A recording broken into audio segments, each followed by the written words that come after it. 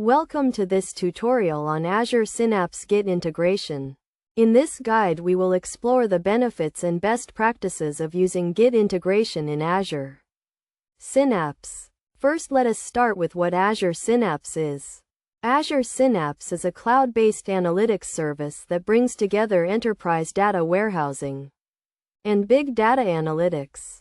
It allows you to integrate and analyze data from various sources and provides a unified experience for data engineers, business analysts, and data scientists.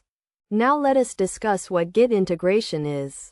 Git is a version control system that allows you to track and manage changes to your code and data. By integrating Git with Azure Synapse, you can manage and track changes to your data pipelines and analytics workflows. The benefits of using Azure Synapse Git integration include improved collaboration, version control, and automated deployment. With Git integration, multiple users can collaborate on the same project and track changes to the code and data. This improves productivity and reduces errors. Additionally, Git integration allows you to automate the deployment of your data pipelines and analytics workflows. This means that once you have made changes to your code and data, you can automatically deploy these changes to your production environment. To get started with Azure Synapse Git integration, you need to create a Git repository and link it to your Azure Synapse workspace. You can then use Git to manage and track changes to your data pipelines and analytics workflows.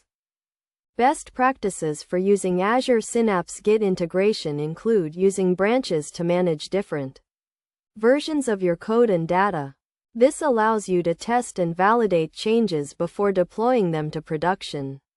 Another best practice is to use pull requests to review and validate changes before merging them into your main branch. This ensures that changes are thoroughly tested and validated before they are deployed to production.